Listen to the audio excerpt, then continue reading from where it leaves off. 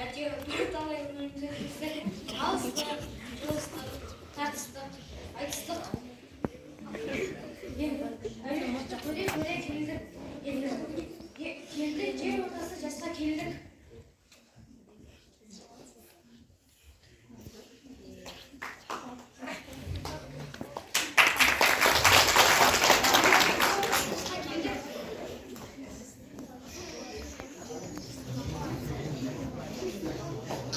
Жақны жібеді.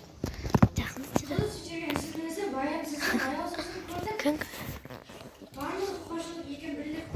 Ал енді өміріңізді қалай қайтып түсіресіз? Қаба ғой, өзім де қайрандым. Ел бағу? Жоқ, елге бағым жоқ. Бағыз істеп берші дегенбіз. Ел бұртқан, көндері басын баған жастар баған демесе, бізді Құдай сақтасын.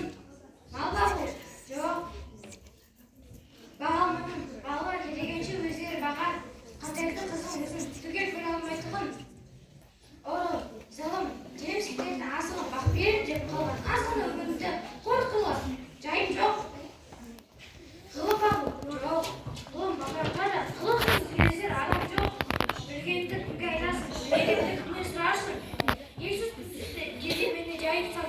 Қолды ұстауға деп пайдасы бар. Мұндағы ше, не қатысы қысты болма атсын бұл. Бір тез қадетан сұғын кейін. Сұғыл тұптың бағу? Жоқ, ол да болмайды.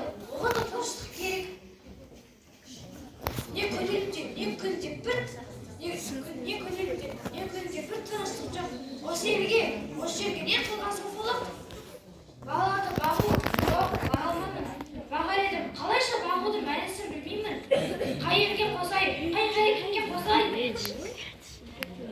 Балалардың өзіне ілгері өмірінің білімінің пайдасын